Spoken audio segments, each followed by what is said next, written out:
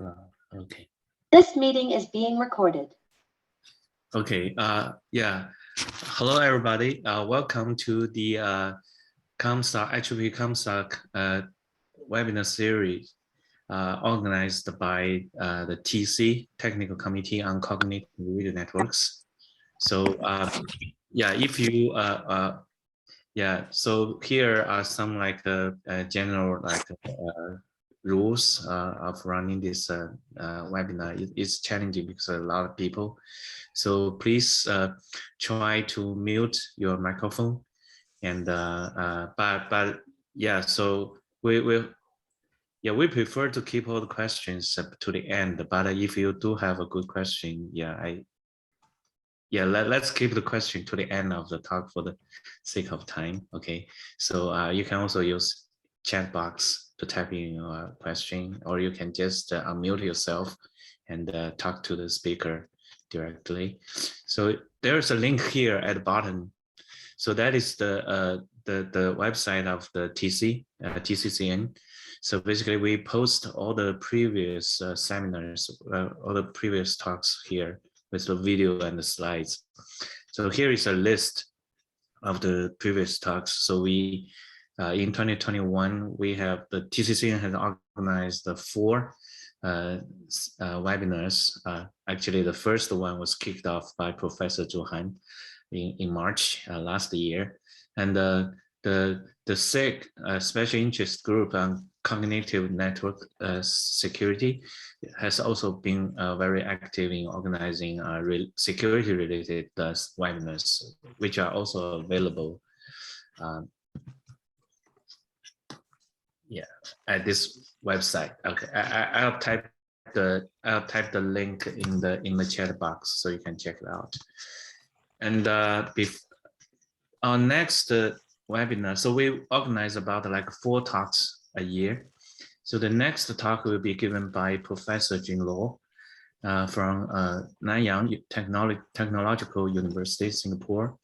He has done a lot of interesting work on this radio frequency sensing using like Wi-Fi or UWB or radar or different kind of wireless technologies. So he will share his very interesting work and experience with us. The next talk will be on April 8th, the same time. Okay, it's a New York time, 9 a.m.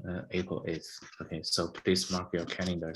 And that the QR code is the Zoom meeting link. Okay, so we hope to see you there. Okay, so it is a great pleasure for me to introduce our speaker today. So Professor Zhu Han, he's an old friend and also a great supporter of TCCN. So he started this webinar series last March and have given the first talk on intelligent reflecting surface and sensing, how to use do smart sensing using this RIS new technology. So and he got his PhD from University of Maryland 2003, and he had experience in industry and some other schools. But now he's John and Rebecca Morris, a professor in electrical computer engineering at the University of Houston, Texas. And he also got a joint appointment with the computer science department. And his research, he has a very broad research interest, including like security, wireless resource allocation management, wireless communication networking, and game theory and wireless multimedia. He published extensively in these areas, and his work has been recognized by a lot of awards, including the NSF Career Award 2010, and many like best paper conference best paper awards, and some journal awards, including the 2011 Fred Alethik Prize, and the 2015 Eurosif Best Paper Award for Journal on Advances in Signal Processing, and the 2016 Leonard G. Abraham Prize in the field of communication systems. So if you're familiar with this is the Best Paper Award for JSAC. And he also got this more recently the prestigious IEEE Keough Tomiyasu Award in 2021, and also he has been a fellow of the IEEE since 2014, and a fellow of the AAAS from 2020. And he if you go to Google Scholar, you see his name on the top one. The first appears top in many topics like smart grid and wireless networking, wireless communications. So yeah, so today he will talk about distributionally robust optimization and the application to communication networking. So let's welcome Professor Zuhan. Yeah. Okay, thank you very much for the introduction. Really appreciate this opportunity. And today, we try to share with you some of the optimization technique that we recently started. And we realized that, okay, it's a great opportunity, great tools to analyze our kind of communication and networking problem, especially those kind of, for example, the delay requirement, or some kind of critical important things. And we thanks to the Dr. Fan and many other kind of collaborator and my former student. And for those slide, this slide is 1 hour slide. I just keep most of the mathematics here. And we also have the 3 hour slide, which we will publish in this website. And also the video will publish here as well. And if you have interest, please kind of have a look, and also we are quite open to the future collaboration. And here is the outline. Here, first we have the introduction on what is a distribution robust optimization, and then we discuss 3 different things. The first thing is a DRO optimization. So it's based on this versus distance, and then we try to see how to do this DRO optimization there, and then we give a very quick example on computation offloading. And then the second topic is about the risk aversion or CVaR, and then we compare VAR and CVaR, and then give a very quick kind of application scenario on age of information. And finally, we have this DRO-based machine learning. And here we do one application in Verilog, and finally we have the conclusion. So for the optimization, okay, we have a different category and different way of classification. And here we classify the optimization in 2 types. The first type is a deterministic optimization. For example, all this convex optimization,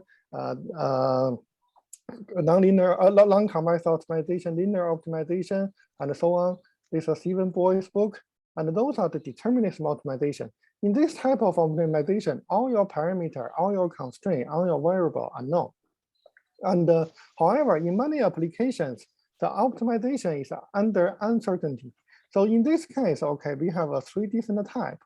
The first type have been studied a lot. It's called stochastic programming. So basically, this assume that, okay, the distribution is known. And then the second type is called robust optimization. Basically, assume the distribution they have no idea about the distribution, but only within a certain range. And then the third type is called distributionally robust optimization. Basically, we know the distribution, but some parameters we don't know. And these parameters can be within a certain range. So this is and recently we noticed that, okay, this is a very hot topic. DRO is a very hot topic in the operation research. And we found many great applications in our society. For that reason, okay, I want to use this opportunity to study this this kind of technique and share with everybody. And so here is the classification. We have the stochastic programming. The probability distribution is known. And typically we use the chance constraint, and the objective is the expected cost. And the robust optimization basically means that the probability of distribution is really unknown.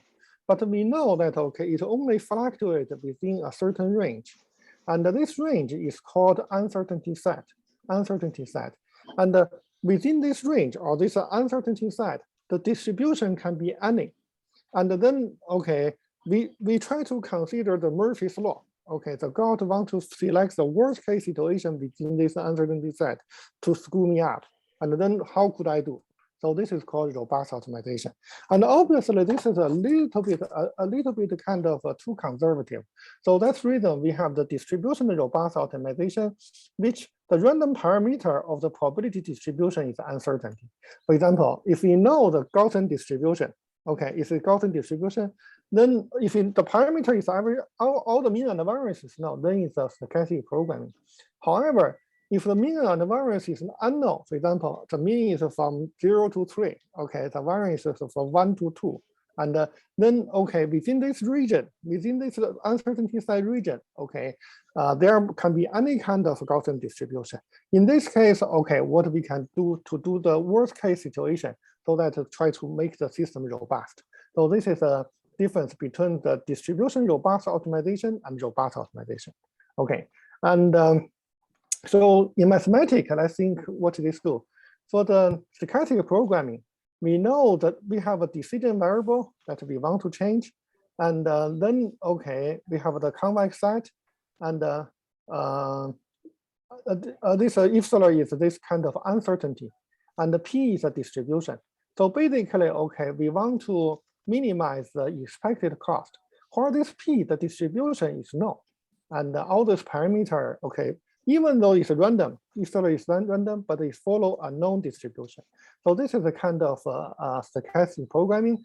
And if it's putting the constraint, okay, typically we use the chance constraint method. Okay. And for robust optimization, do you mind to mute her?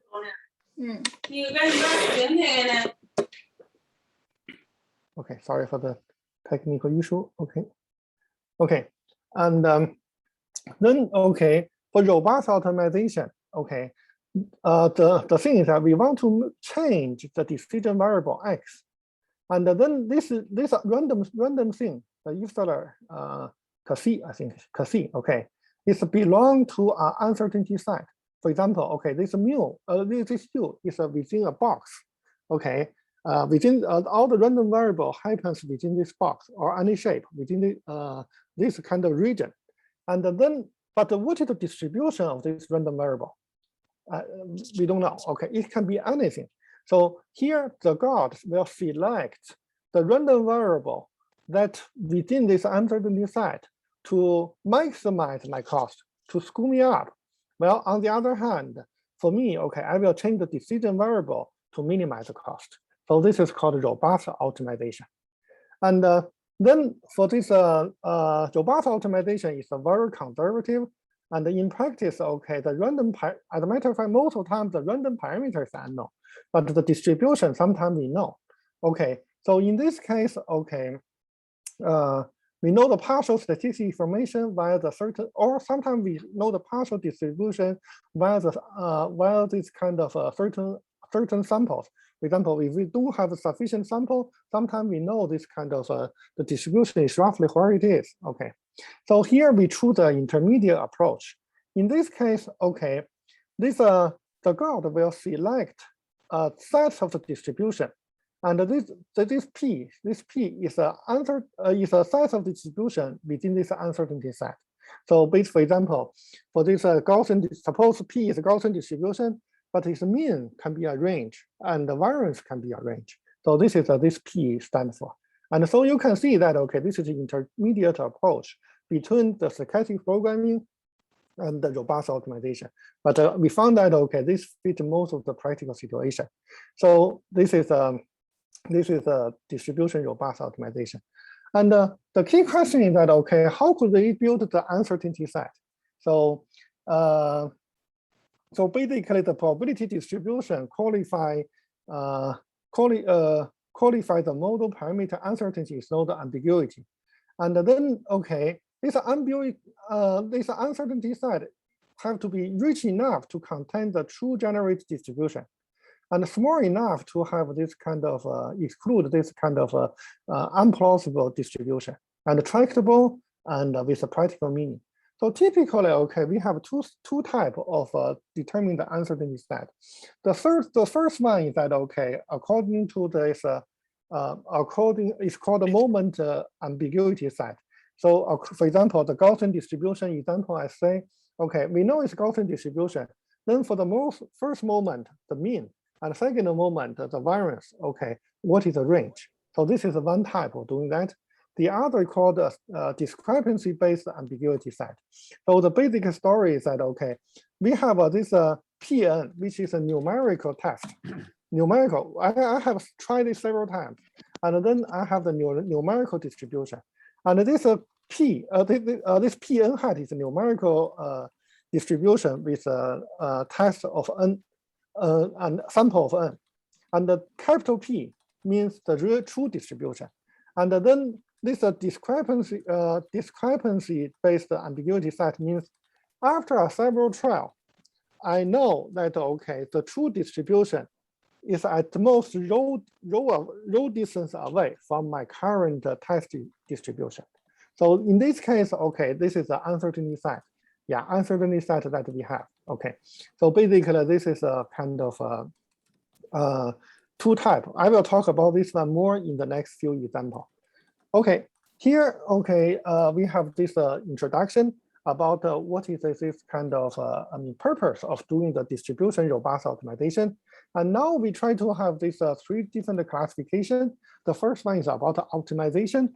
And so the motivation is that, okay, in many applications, we have a numerical estimate of underlying probability distribution.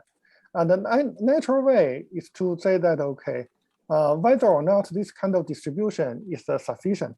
So suppose this Pn is a numerical probability. I have several trials, and then I have this distribution, Pn hat, and epsilon is a radius. And then, okay, this D is a metric for similarity of the two distribution. So basically, okay, compare with this true distribution and my estimate distribution. The distance about this two distribution, I want to less than the epsilon. So this is the uncertainty set that I'm not clear about that. Okay, so how big is epsilon? I will talk in the next slide. And then, okay, for the distribution, okay, the distance distribution have many different type of kind of definition. For example, typically we use the KL divergent, but here we try to use the Vincent's distance to define this D. So what is the Vincent's distance? The Vincent's distance is that, okay, I have two distribution P1 and P2, and among all this set of this kind of joint distribution, I'm trying to find from the sample. I have sample from this. I have the sample from this two distribution P1 and P2 for X and Y respectively. And if I want to move from the one distribution to the other distribution, okay, this is the distance between this one, and I want to minimize the I want to have the expected effort that I move from one P1 distribution to this P2 distribution, and this is the expected effort. And among all the way, I want to find the minimum way to do that, and this is a definition of the Vincent's distance. So here, okay, that is the math part. For this illustration, you can think about the line figure. We have the P1 distribution and the P2 distribution. And if I have this bulldozing kind of thing, I move this sand, this distribution, move this sand to, for example, move here to here, move here to here. And then we find the minimum effort that I can move this small hill to this small mountain. And then, okay, this is called Vincent's distance. If you can see here, this is a distance, the effort from moving from one place to the other place. This is a minimum effort that you need to do. So here, okay, this is an illustration, and this is a X. If the other illustration is that this is the experiment distribution, this is the real distribution, I have to move here to here, move here to here, and then what is the overall effort for this? So basically, this is called Vincent's distance. So why we want to use Vincent's distance? There are two advantages. First one is comparing with KR divergent is a kind of symmetric. So from move P1 to P2 is equal to from P2 to P1. Well, for KR divergent, okay, is an asymmetric. And the second advantage is that, okay, Vincent's distance is convex.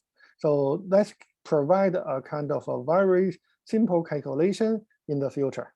So in many kind of numerical algorithm. So that's the reason we want to use the Vincent's distance.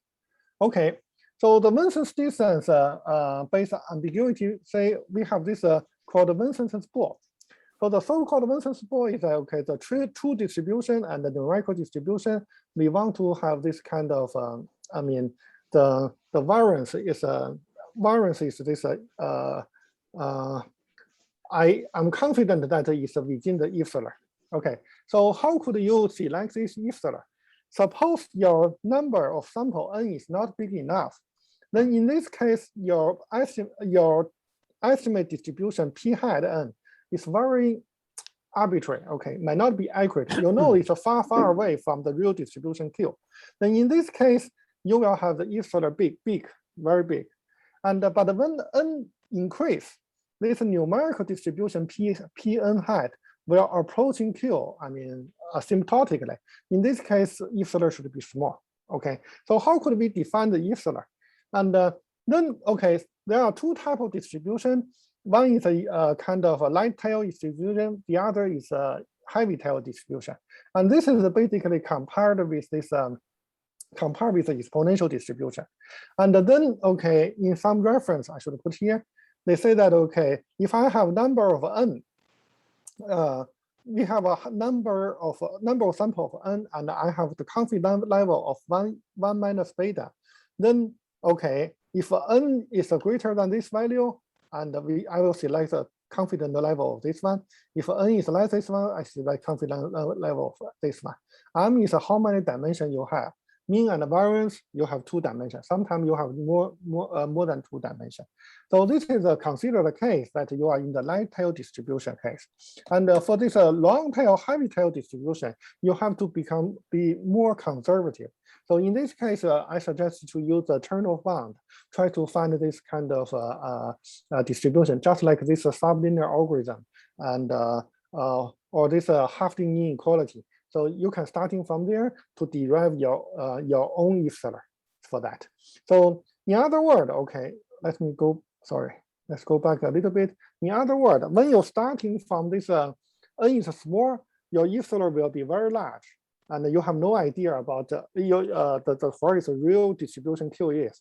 But when n increase, this epsilon becomes smaller and smaller, focused, and then until you reach the point. Okay, so this is a kind of Vincent's distance, and then okay, the good thing is so here is that okay, within this definition of Vincent's ball, and we want to have this kind of optimization like this one.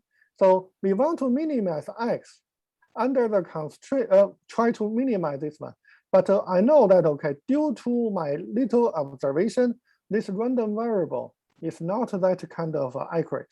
So this random variable will within a Vincent's ball like this one. So among this ball, the God want to select the worst case situation to punish me, and then okay, what I should do? So basically, this is a kind of in this DRO optimization problem. Okay, and the challenge for this the challenge for this one is that okay, to calculate the distribution from Pn to P, sorry, not Pn, it's NP hard. So here, okay, directly calculation, this one is a kind of NP hard. I have to enumerate all possible distribution to do that. And then it's come to the nice part of that. Since the Vincent's distance is convex, then I can do some kind of a magic trick for this type of optimization, such as the original such kind of problem is equivalent to a convex optimization, which can be handled by many kind of applications. So here is some derivation. So here we want to maximize this kind of expectation cost under the Vincent's ball, and then if I directly utilize this kind of definition, this is a maximize soup. And this is expectation, this integration is expectation. And the constraint itself is within the Vincent's ball. And then, okay, this is a numerical distribution. And we put it here, And then, okay, this is a kind of kind of we change this one into this type of constraint optimization.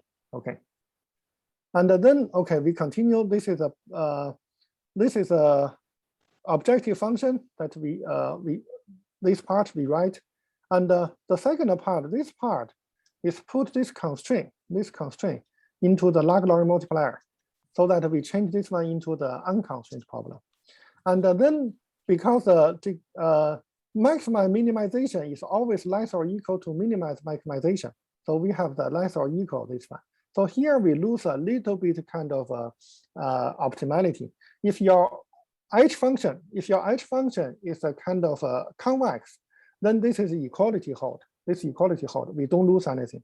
However, if your H function is non-convex, here we lose some kind of performance, but at least it's still a tight bound.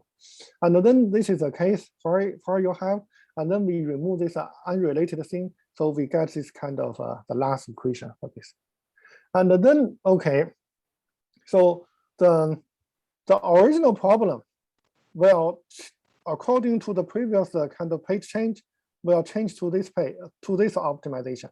And this optimization is a finite convex problem, and it can be easily solved by any kind of deterministic convex optimization problem.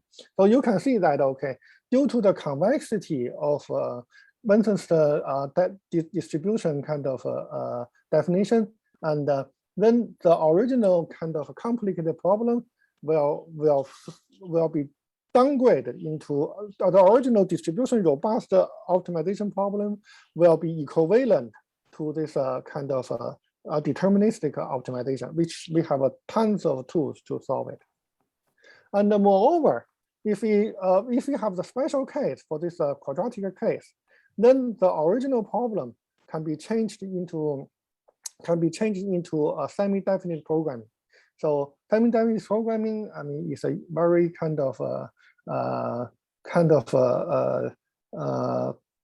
mature kind of algorithm that can solve the original problem. So you can see the original this DRO problem will change to this one. So this is a mathematical kind of background, and now let's come to some kind of applications. And here in this paper, which published 2020, and we try to utilize the space air-ground integrated network, which is also a very hot topic. And recently, all this Elon Musk will send 42,000 kind of satellites there. And then, okay, this definitely become a very front battlefield for the new technology. Okay, and then, okay, we have the on the ground, we have this IoT device, and then we have the satellite.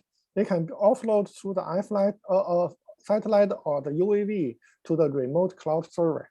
And then the key question is that, okay, the request, the IoT request is uncertain.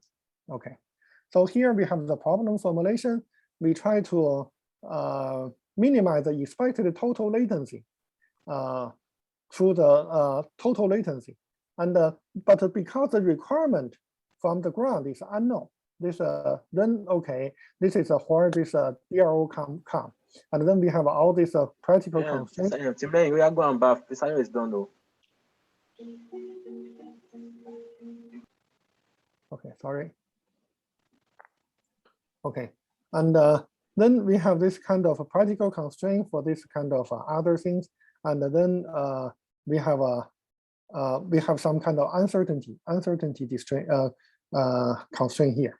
Okay, and here is the algorithm. Basically, it's based on the derivation we show before, and then we show that, okay, compare with the deterministic, greedy, and also our proposed one, the system latency can be significantly dropped. Okay, so that is a very quick explanation about the example, and then this is the first part about DRO optimization, and the summary is that, okay, by using the Benson's distance, we change this complicated DRO optimization into a kind of a standard constraint optimization. Okay, and thanks to this DRO kind of convexity. Okay, And the second part is this var and CVaR, var and CVaR. So in 1 second. So here, the var and CVaR is widely used in your risk management. And for example, recently my car insurance bump up 20%. Yeah, why? Because I just got a ticket. Okay. Anyway, so these are all this kind of a financial company. Okay, they do a lot of kind of risk management about how the risk it is. So there are two kind of and then try to find this kind of try to do the risk aversion. Okay, and there are two important concepts: the var and the CVaR. So the difference is like this one. Suppose this is distribution, and for the var, is defined as if I can suffer 5% of error, and then what is the value that I have here? And then okay, the 5% means below this threshold. This is a kind of should be 5%. Okay, and for example, this is my stock kind of a distribution, and then I want to say okay, between 5%, if the lowest 5%, I should kick out. Okay, and I should kind of clear it. Then okay, I draw a line. The region here. The region here, all the area added together is equal to 5%. The probability below this threshold is 5%. This is called 5% var. And here in this case, we show is a -3%. Okay. And then, okay, this is var. Okay. The CVaR is that, okay, suppose you have a 5% of dropping. Then within this kind of dropping one, what is the average here? Average here. And then the distribution here, this yellow one, can be look like this one. So in this case, the average is maybe around 6%. But maybe there are few bad ones, which is located at the very bad cases. And then even though with the same 5%, this yellow one, the orange distribution can be like this one, this part here. Most of them is very bad. And then in this case, the CVaR is large. So what is the CVaR? The CVaR is that, okay, suppose it's already under this 5% var, then what is the average? What are the average cost? Suppose I'm already kind of drop off around here.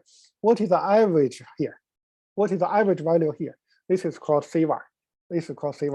And then, okay, based on this one, okay, we try to see what we can do. So the var basically, suppose X is a random variable, and then, okay, this is a kind of define a function where X is less than this threshold. And the var definition is that, okay, this function is greater than the alpha. Alpha is a threshold, confident interval. And here, this is this fxc is a region, the probability below this threshold. And then I try to increase the threshold, and then the probability comes from 0 to 100. And then here, when I reach to here, all the probability below sum together equal to 5. So this is this alpha equal to 5. This is where you define this var. And the CVaR is different. The CVaR definition is like this one. That means within this threshold, below the threshold, what is the average? You see, I have a z here. So what is the value here? And where this distribution, this fxc distribution is that, okay, I normalize this one. So in other words, suppose this part, this orange part is no longer a distribution because when they sum up together, it's not equal to 1. But suppose within I make this one a distribution, I make it sum up equal to 1, which is this equation. Suppose there's a new distribution with this orange only, what does this mean? So in other words, okay, the definition of the CVaR is the mean of this orange part, okay. And here the CVaR example, okay, if I have a var equal to 95%, I'm 95% confident or 5%, then with a 5%, I lose 3. So here you see, with a 5%, I lose 3, okay. And on the other hand, okay, for this CVaR, so with a 5%, with this 5% one, those 5% one will have the average loss of 4.5. So in this case, the mean of here, so most of them, the mean of this orange part is only 4.5 here. But if the orange here is concentrated on this part, then okay, my CVaR will be even worse. Okay, so basically this is the difference between VAR and CVaR, and it's widely used in this kind of in financial and in many other places. So let's talk about this in our how can I say? Let's talk about this one in our communication networking one. So basically, okay, we want to make a decision variable, and then we want this kind of probability that a certain event less than 0 is greater than a probability. So this is the outage probability, right? For example, for the communication, this can be outage probability. And for such kind of outage probability, I can easily write into the VAR description. So this thing and this thing is equal. However, okay, for this VAR, okay, it's non-convex, and sometimes okay for this. Suppose if you know this kind of distribution for this one, which is a stochastic programming, then you can get the closed form for this one. For example, for Gaussian distribution with a known parameter, then you can put this one into a kind of exponential distribution. Then this just become a kind of a deterministic one. However, now we are talking about the distribution robust case. So in this case, okay, for such kind of things, this VAR is become non-convex, and it's a very kind of difficult to handle. So now the trick is that okay, how could we change this VAR into CVaR, such that the CVaR, the good thing for CVaR is that CVaR is convex, so that okay, just like the previous example, and this chance constraint changed to the VAR can be changed further to CVaR so that it's easy to implement. So here, this is a CVaR definition, and this is again, this is CVaR kind of distribution for that. And then, okay, we can write this kind of this F into this case. And then, okay, here, suppose I have the linear objective function. And then this is a kind of chance constraint. And then, okay, by doing this kind of the PR are unknown arbitrary distribution. So here for the DRO, this PR can be kind of an unknown arbitrary distribution. So among all the distribution that we want these things to happen. So this one is very strong. And then we need to change this one into a VAR distribution. And then, okay, and then change VAR, change to VAR, and then change to this CVaR. And by some kind of change, and then we can show that okay, we can, let me see, okay, we can change this kind of original distribution, original constraint into a kind of distribution robust kind of constraint, distribution robust constraint. And here, then okay, the original distribution, original kind of chance constraint distribution can be changed into a CVaR distribution, CVaR constraint. So you can see that, okay, let me summarize in this way, okay. If we talk about the stochastic programming, this PR is known with all the parameter. This kind of distribution is known with all the parameter. Then this PR can have a closed form solution. And then this is not a stochastic optimization, it's a deterministic optimization. You can directly solve it. However, here we talk about stochastic distribution. Then this probability of distribution is an unknown. So in this case, you cannot directly get the result. Then, okay, this will be a very difficult problem because among all the probability, you have to satisfy this one. And this one can be changed into a VAR distribution, VAR represented, which is straightforward. But from VAR to CVaR, we can prove that, okay, here I try to omit the proof, that it can change into a kind of a CVaR kind of optimization, which will be kind of, convex. And then in this case, the problem is simplified. Okay, the problem is simplified. And then you can use many kind of algorithm to solve it. And then this guarantee, this CVaR optimization guarantee that, okay, no matter what type of distribution you have, and then, okay, your chance constraint is satisfied. And also, okay, it's easy to be calculated. So that's reason, okay, this chance constraint, if the probability is unknown or only distributionally unknown, then unknown, okay, then in this case, the CVaR is a very powerful tool to do that, okay. And here we try to give a kind of very simple example. And here we try to talk about the age of information in health IoT with a distribution robust optimization. And here the problem for the uncertainty side is that, okay, the channel state information is unknown because on the body, okay, all this kind of electrical wave is on the surface because we are the conductor, right?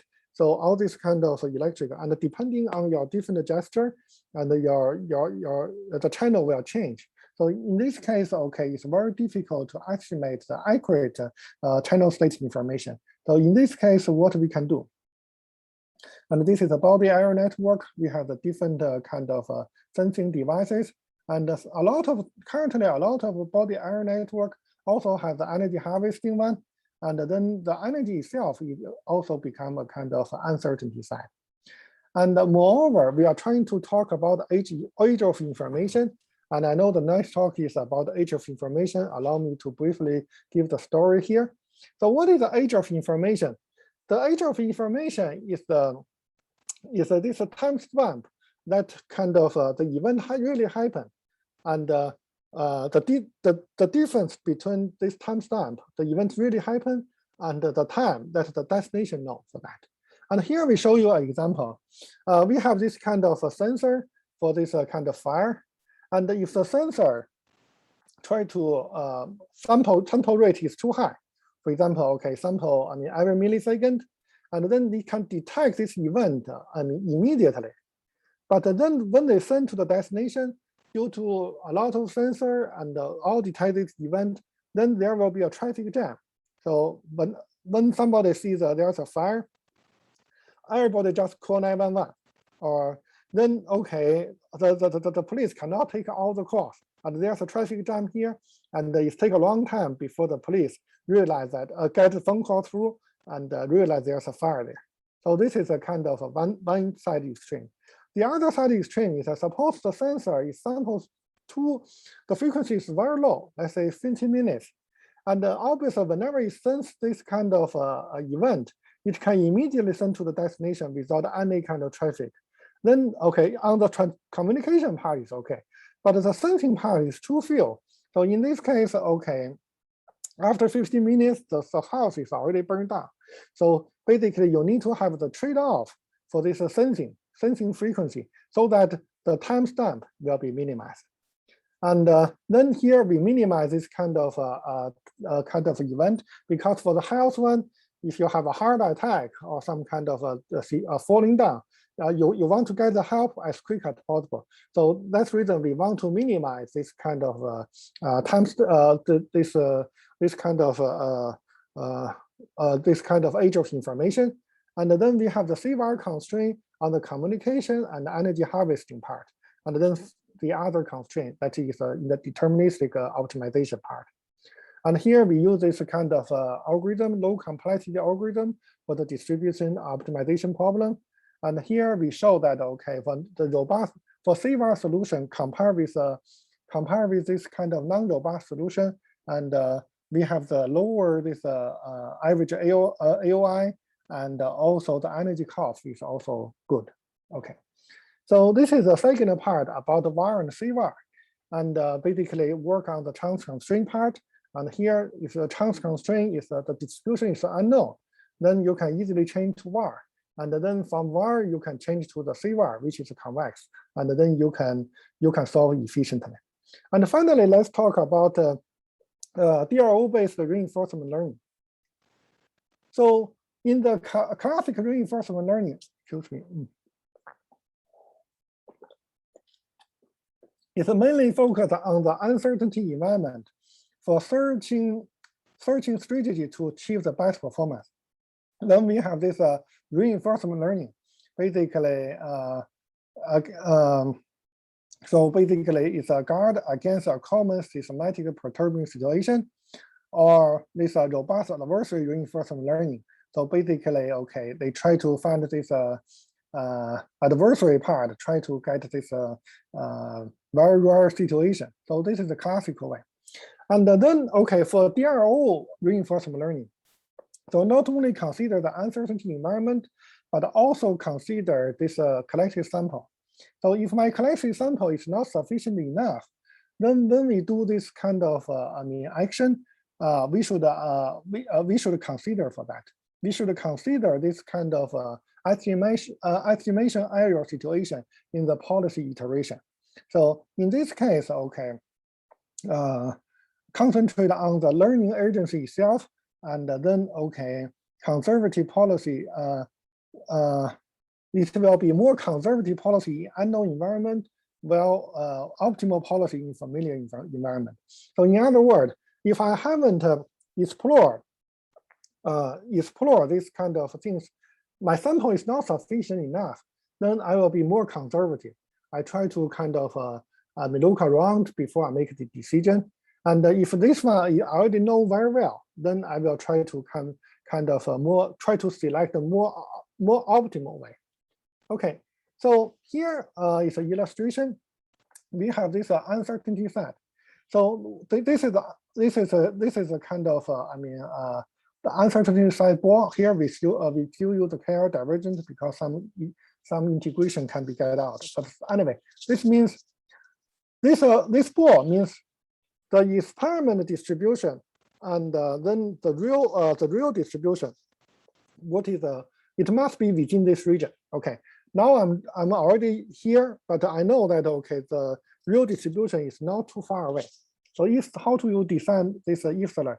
I mean, previous previous slide I have already mentioned. So within this region, so previously, okay, for this how can I say? For this reinforcement learning, and then starting from here, I'm going to the next step. But here, okay, because I know my optimal is within this region, and also, okay, my current one might not be the optimal one. I know because my current observation of the distribution and the real distribution have a still gap of the epsilon. Then I try to have this adversary bound my operator, and then let this kind of let the God try to minimize my cost. So the God try to, among this region, find the worst case situation for me to do. And in mathematics, the first max is my reinforcement learning. The second min is the God within this uncertainty set, try to select the worst case situation. And this lambda, this part is basically constraint. So basically my kind of next step with within this constraint. So this is the Lagrange multiplier. And then, okay, after that, excuse me, after that, okay, we will do the policy improvement step and the policy evaluation step, like this kind of traditional reinforcement learning. The key difference is that, okay, now I'm trying to consider, previously I only consider one point. Now I try, because I know I have uncertainty, I will consider all this region. And within this region, the God will give me the worst case. And then I know that, okay, the worst case is like this one. So when I do this kind of a policy improvement and policy evaluation, I will consider this kind of uncertainty. And then, okay, what is this usage?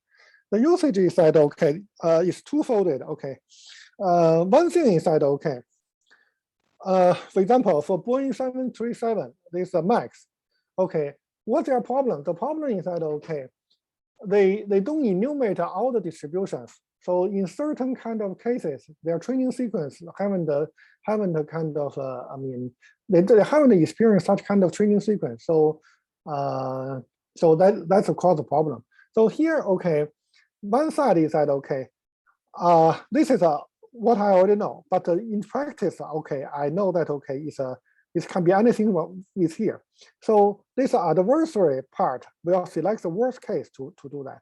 So by doing this one, we have to explore the cases which is less frequently. And then by doing this, we can explore all the places, make sure there's no place that we are not testing. We have not tested. So this is from one side. From the other side, from this reinforcement learning point, okay, every time I'm trying to move a range, there are certain places I don't know. I don't want to move to the step that I make a big mistake.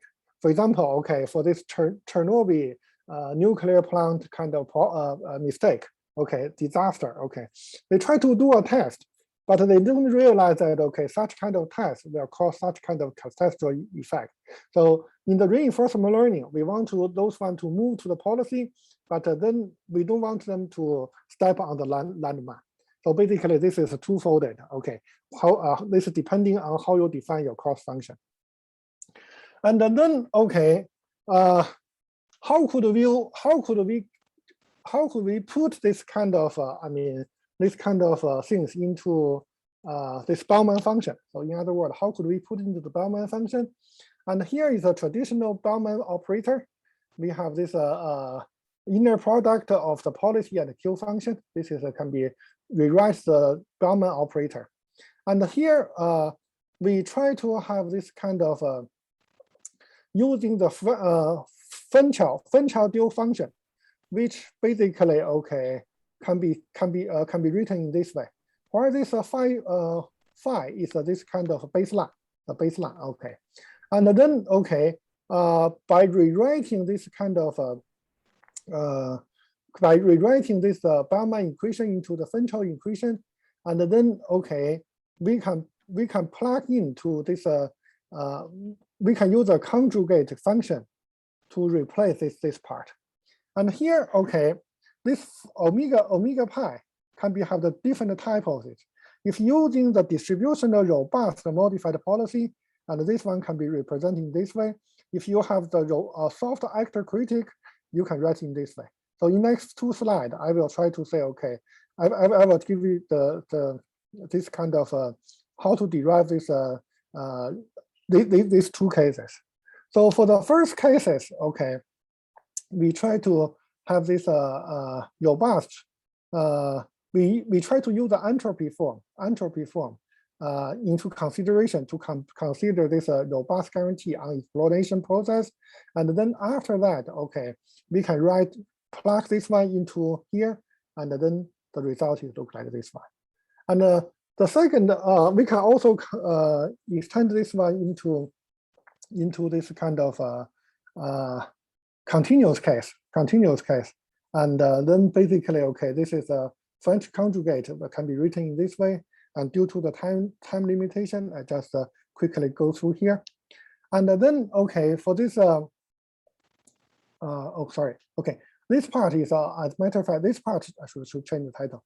This part is it's a distribution robust soft actor-critic and actor-critic one. And then how can you update this part? And then if your special case, suppose you have normal distribution, and also you use the first order Taylor expansion, this soft critic part can be written in a very simple way. Okay. Anyway, so that is the motivation and the basic math about this DRO reinforcement learning. And here we try to give an example about this DRO. And here, because we are in Houston and we are the energy capital, so here a lot of oil. So suppose we dig a well, and then we get all the materials.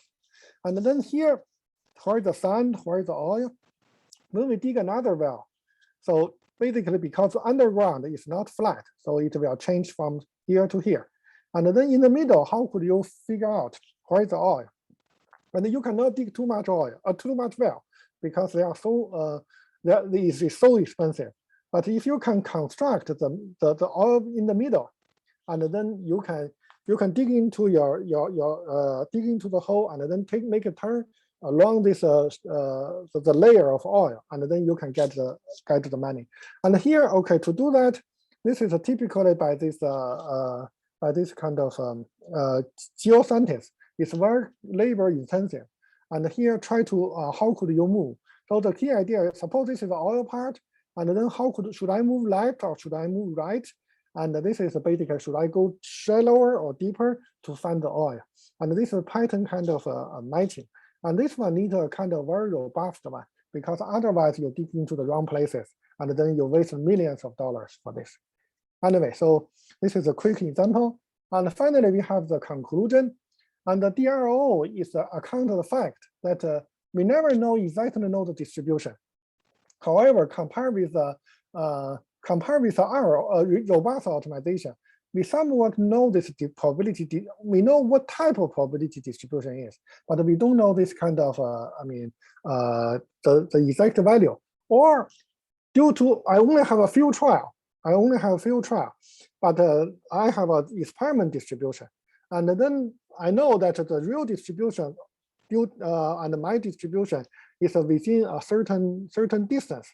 Then in this case, within this certain distance, I want to do the robust optimization. And the first example is using the DRO optimization. Here we use the Venn distribution to design the Venn ball. And in this case, okay, the problem is convex, and then we can easily we change this kind of DRO optimization problem into a deterministic optimization problem and equivalent deterministic optimization problem, and which we can solve efficiently. And the second thing is CVaR. The CVaR is that, okay, for the time constraint one, suppose you don't know the distribution, and then you can change to a VAR distribution straightforward, but then VAR is non-convex, and then you can also change into a convex CVaR distribution, so that CVaR formulation, so that the problem can also easy to solve. And finally, we have the DRO RL.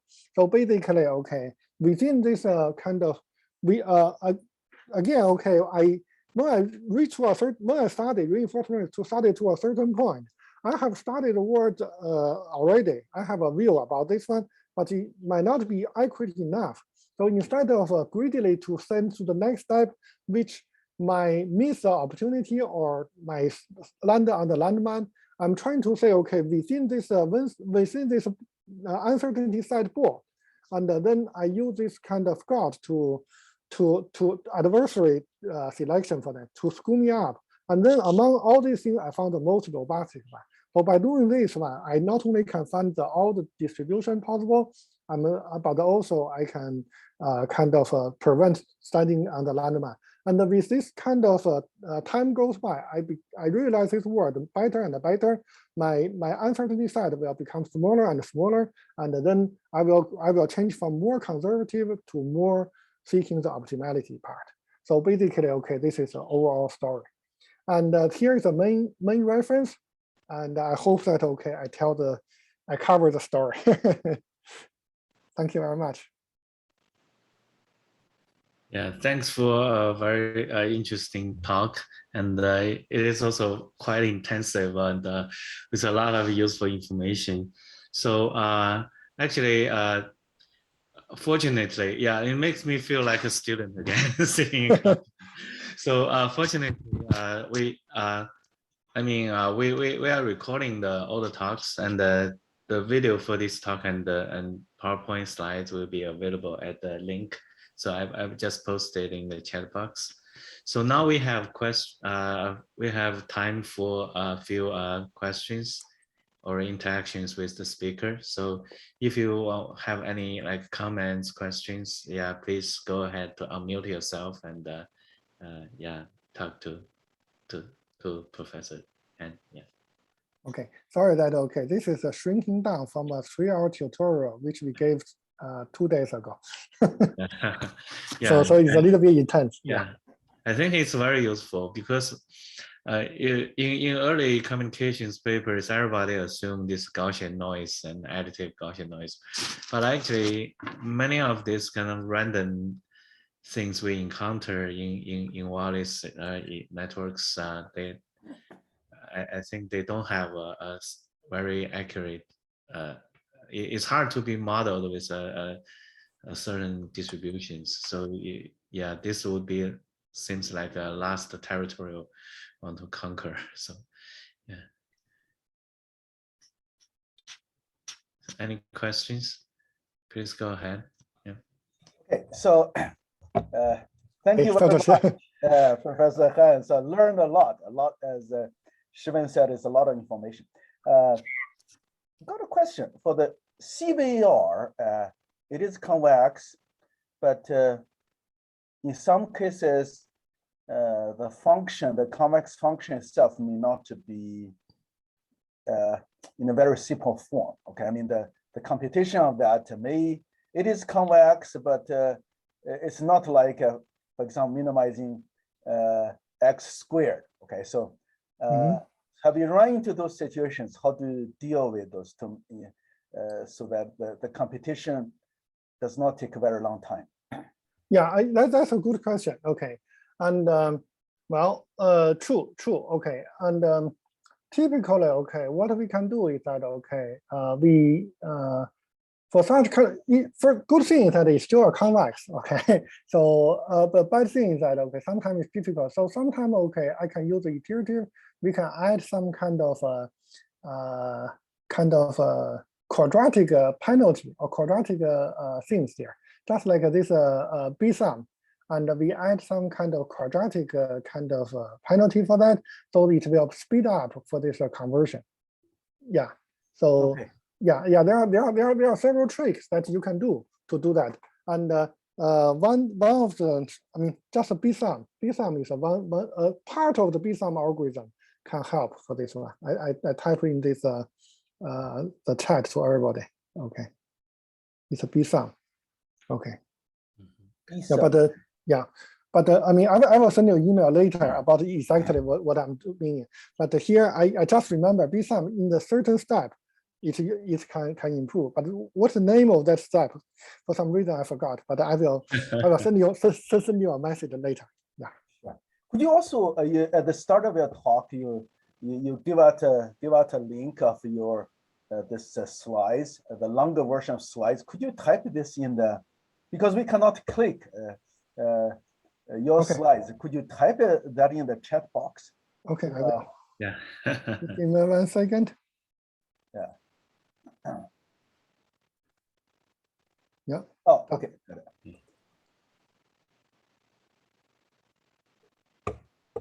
Thanks. Yeah. So I also have a question. So for this distributionally robust optimization, so does it matter if the underlying distribution is stationary or not? Because in many cases, like the user is moving away from the base station, then the channel will be non-stationary, and also that could be an underlying trend. So probably it works too, right? It works for non-stationary distributions as well, right? Yeah, I think the headache is this here. Okay, for this if it's for this stationary one, then within this with this kind of number of sample increase, this Vincent spore becomes smaller and smaller. Easily becomes smaller and smaller, right? And then if you have non-stationary, then okay, the things change. Then I have to decide, okay, where I can increase this easily, right? Yes. So in this way, okay, suppose here the good thing for this easily here is that, okay, we can get a kind of a very confident kind of a value for this easily. Such that if it's too big, then computation too difficult, right? Yeah, and if it's too small, we miss the optimality, right? And then, okay, for this dynamic case, for static case, I can use this kind of this type of shape or this turn-off bound to find it. However, for dynamic case, how can you find it? If you can do, then yeah, that's okay. If you cannot, then some heuristic, try to find where should I do, right? So suppose this guy suddenly move, then this E-solar should be suddenly increased, right? So to satisfy this case. Yeah, so there might be some heuristic you can do for this. Yeah, it's like shooting a moving object. So it's always moving around. So, yeah, and you can consider in this case, okay, this is look like a torch. At the beginning, you don't know where is the your target is, you make the torch very wide, right? And Yeah. then you suddenly find that guy, and then you try to beam to that one, and then kind of reduce your focus so that you pinpoint to that guy. Then you can easily kind of find your target. However, if this target is moving, if you move your E-filler too small, then this guy suddenly move out of their beam. You cannot find him. Then, okay, you have to probably kind of make it larger enough so that no matter how this guy is moving, this can track. So just like the movie that, okay, somebody try to escape the prisoner, and when they jump out of the wall and suddenly the light comes, this light should be a regular size, it's reasonable size, right? Otherwise, if this guy move, they will come to the dark places and then get escape, right? So this is a story. Yeah. Yeah, sure. Yeah, helpful. Thanks. There's a question in the chat box from Xiaohua Yue. So the question is, does the transformation from VAR to CVaR cause some loss of optimality? Okay. Sorry. Okay, let me see.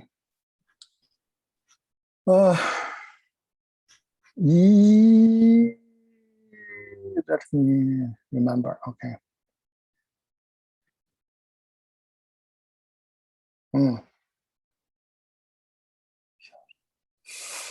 I remember there's a condition, but I forgot. Okay, let me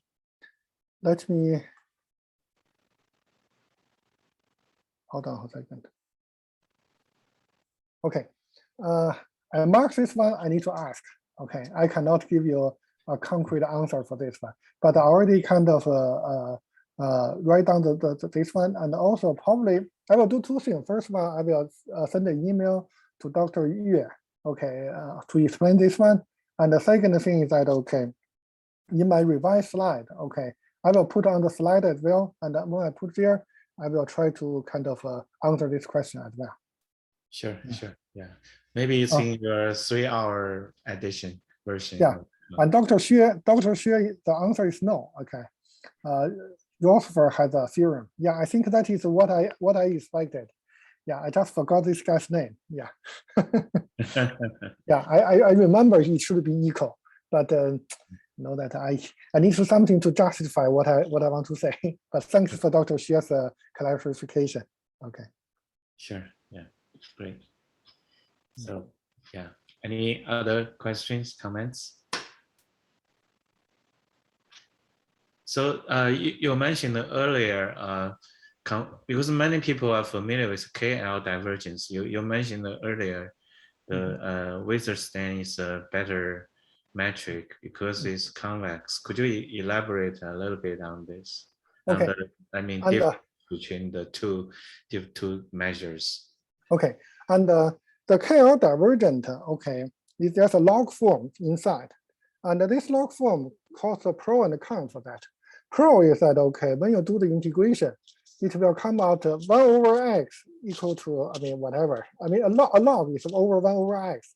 You move to the other side of the equation, you get a closed form solution. Okay, so sometimes if you want to get a closed form solution, KL give you a very surprise. Okay, so that's the reason KL divergent is very good. However, also due to this log, it's asymmetric. So this kind of a P1 and a P2, the distance between KL distance between P1 and P2 is not equal to P2 to P1. So that can cause a little bit of problem. And moreover, okay, there are some kind here in this case, okay, due to the derivation later, by using this Vincent's distance, we can get a kind of very nice kind of convexity property for later. And the good thing for Vincent's distance is that, okay, you can, the first is a symmetric distance between P1 and P2 equal to P2 to P1. And the second thing is that, okay, it's convex. So that's the reason later we show many kind of example that can, using this convexity, okay, we can get some kind of nice transform, and then the things become easier. So this is a nice thing. And but you want to get a closed form solution? No. Yeah. Yeah, the log function also always cause a lot of trouble in convex optimization. So yeah, that's true. So any more questions? So I guess we all need the time to I mean, to think about or to digest all the a lot of information from your talk, and I would expect that there are a lot of more papers coming out making use of this DRO technique. And so yeah, I think it's very useful to the community. Yeah. Thank you very much for the invitation. And if you have any questions, shoot me an email or go to our website. There are a lot of resources, and I'm quite open for collaboration in the future. Sure. Yeah, let's thank Dr.